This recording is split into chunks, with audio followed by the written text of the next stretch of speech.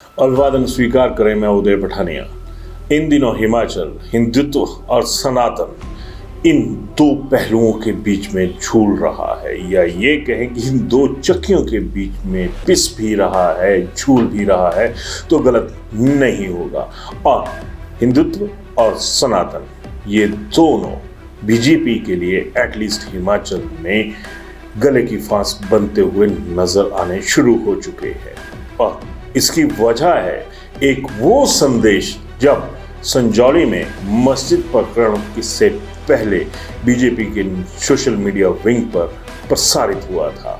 इस मैसेज में लिखा गया था कि आवश्यक सूचना, हिमाचल प्रदेश में शिमला स्थित संजौली मस्जिद मामले को लेकर किसी भी प्रकार का बयान भाजपा प्रदेश पदाधिकारियों, चुनाव लड़े प्रत्याशियों, जिला पदाधिकारियों, मंडल बूथ के समस्त कार्यकर्ताओं द्वारा नहीं दिया जाएगा। कल 11 सितंबर 2024 धरने को लेकर भी कोई बयान जारी नहीं होगा। इस संदर्भ में किसी भी प्रकार की डिबेट में भी पदाधिकारी एवं प्रवक्ता जो हैं वो नहीं जुड़ेंगे। जारी करता बताया गया मीडिया विभाग हिमाचल प्रदेश।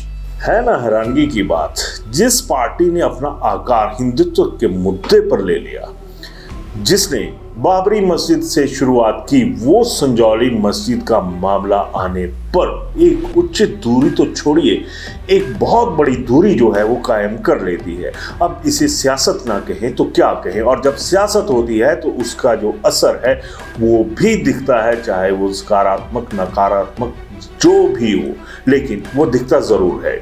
जब ये प्रकरण हुआ तो इसके बाद बीजेपी बैकफुट पर तो गई ही, साथ में एक नेगेटिविटी का जो ऑरा है वो भी बीजेपी के साथ ट्रैवल करने शुरू हो गया। और इससे बड़ी बात क्या होगी कि बीजेपी का जो कैडर है वही इसी नेगेटिविटी की जो आंच है उसकी चपेट में आ गया। इस्तीफों का दौर शुरू होने के जो आसार हैं वो अब हिमाचल की जो भाजपाई रणनीति है उसमें जल्द ही दिखने शुरू हो जाएंगे, क्योंकि कार्यकर्ताओं को ये लगा कि जब ये मैसेज प्रसारित हुआ तो ऐसी आखिर क्या वजह थी कि हिंदुत्व का बात करने वाली जो पार्टी है वो एकदम से इस मामले से एक दूरी बनाने पर उतारू होगी। और सोशल मीडिया पर ये मैसेज भी दे दिया गया कि मस्जिद प्रकरण के मामले पर कोई कुछ नहीं बोलेगा। और शायद यही वजह थी कि तमाम बीजेपी के जो नेता थे वो उस वक्त तक चुप रहे जब तक चोटिल होकर संजौली से लोग जो हैं वो आईजीएमसी नहीं पहुंच गए। आईजीएमसी पहुंचे तब नेता प्रतिपक्ष के साथ साथ भाजपा के कुछ अन्य नेता भी आईजीएमसी पहुंच गए। बस यहीं से जो असल एक तरह से ये कहें कि अलगाव की आग थी वो भड़कने शुरू हो गई, क्योंकि इस दौरान जो बीजेपी के तमाम पिछले 5 सालों में विभिन्न मोर्चों के नेता या और तत्कालीन सरकार के जो मूल आदमी थे वो तमाम गायब रहे। और जो लोग बाहर निकल कर आए उन्होंने एक लाइन पकड़ ली कि हम सनातनी होने के तौर पर यहाँ पर आए हैं। हिंदुत्व शब्द से उन्होंने परहेज बरता, क्योंकि हिंदुत्व को वो समझ चुके थे शायद कि ये भाजपा का एक हथियार है। और अब जब ये प्रकरण हो गया उसके बाद भी भाजपा के जो नेता हैं वो इस पर बोलने से चुप्पी साधे हुए। और शायद यही वजह है कि अब जो भाजपा है जितनी पॉजिटिविटी, पॉलिटिकल पॉजिटिविटी की बात कर रहा हूँ, गेन करने की कोशिश कर रही थी, उससे कहीं ज़्यादा जो नुकसान है वो अब भाजपा के खाते में होता हुआ नजर आने शुरू हो चुका है। अगर ये कहा जाए कि संजौली प्रकरण की वजह से बीजेपी की छवि पर असर पड़ा है तो गलत नहीं होगा। बीजेपी की जो छवि है उसमें नेगेटिविटी का प्रचार प्रसार हो गया, क्योंकि बीजेपी आज तक की जो सियासत है उसे हिंदुओं के रक्षक होने का नाम देकर चलाती हुई नजर आती है और चला भी रही है।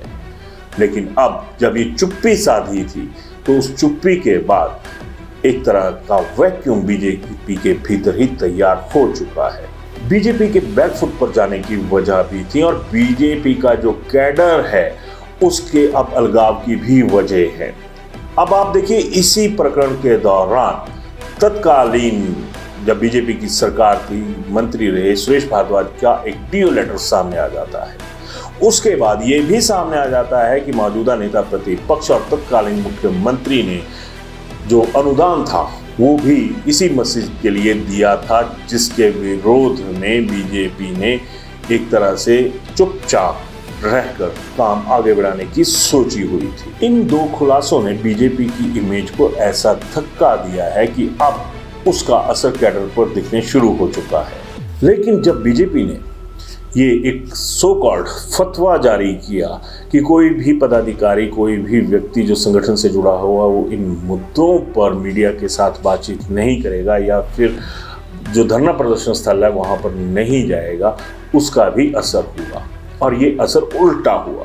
बीजेपी की जो फ्रंटल ऑर्गेनाइजेशंस हैं उनसे जुड़े हुए जो लोग थे वो वहाँ पर पहुँच गए, लेकिन बीजेपी के झंडे के तले, भगवान झंडे के तले, भगवा और हरे रंग का जो झंडा है जिसके ऊपर कमल का निशान होता है, उससे जुड़े हुए लोग भी वहाँ पर पहुँचे। लेकिन ये वो लोग थे जो सनातन को हिंदुत्व से जोड़ते हुए आगे बढ़ भी रहे थे, पार्टी को आगे बढ़ा भी रहे थे। लेकिन जब उन्हें ये एहसास हुआ कि इतने ज़्यादा हो हल्ले के बावजूद भी बीजेपी के नेताओं ने उसी तरह से चुप्पी साधी रखी, संपर्क करने में उनसे दूरी बनाए रखी जिस तरह से मीडिया या फिर धरना प्रदर्शन से उचित दूरी बनाए रखने के लिए आदेश दिए गए थे।